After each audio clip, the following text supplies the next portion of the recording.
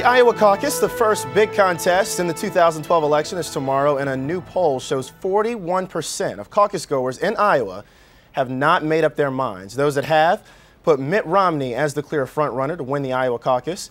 The Des Moines Register puts Mitt Romney at 24%, Ron Paul at 22%, and Rick Santorum, continuing his late surge, is third at 15%. Joining us now to discuss the contest is CBSNews.com senior political reporter Brian Montopoli. Brian, good morning to you. Good morning. And when you see those poll numbers, when you hear this, what does that mean to you? What's your takeaway? Well, look, Romney is solid, but Santorum certainly is surging. In the last 2 days of that Des Moines Register poll, he was actually in second place in polling, and he seems to be rising. I think there's a real chance that Rick Santorum could come in and steal this thing. Mitt Romney still leading in the polls in Iowa, though. Is this his contest to lose? That's what some experts are saying. You agree with that? Well, certainly Romney looks strong. He's been pretty solid, around 24–25%. One thing that's interesting is Romney's about where he was in 2008. The difference is the field is fractured this time around.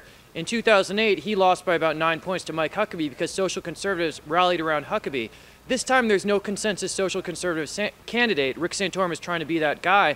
But right now, it's split, and that allows Romney with about the same level of support to potentially win. So even 1 day away, we still don't have a decisive victor in this contest.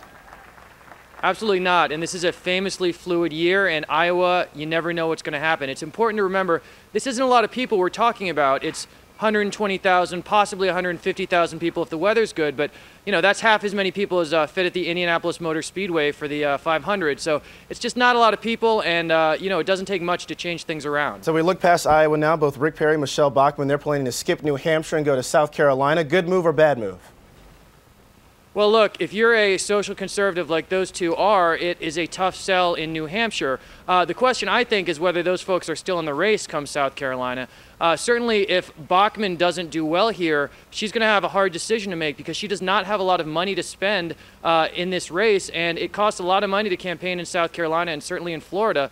So the question, I think, if she doesn't do well in the caucuses will be, does she stick around for the rest of January? You mentioned that a lot of people won't be voting in this contest, but it's still hugely popular. Even the winner of this contest may not be the Republican nominee. Why is there such a focus on the Iowa caucus? Well, look, it's the first in the nation contest, and, you know, it is a chance to see these folks close up. There's a sense that the retail politics question helps. I mean, if you look at 2008, Barack Obama got a big boost out of the caucuses, and it certainly gives people a sense of who these people are face to face. That said, there are certainly those who criticize the focus on the caucuses and say that perhaps Iowa has a little bit too much say in this process and that it would be better to focus on some of the bigger states. It'll be an interesting contest to watch tomorrow. CBSNews.com senior political reporter Brian Montopoli joining us this morning. Brian, stay warm. Thank you. I will. Thank you, Terrell.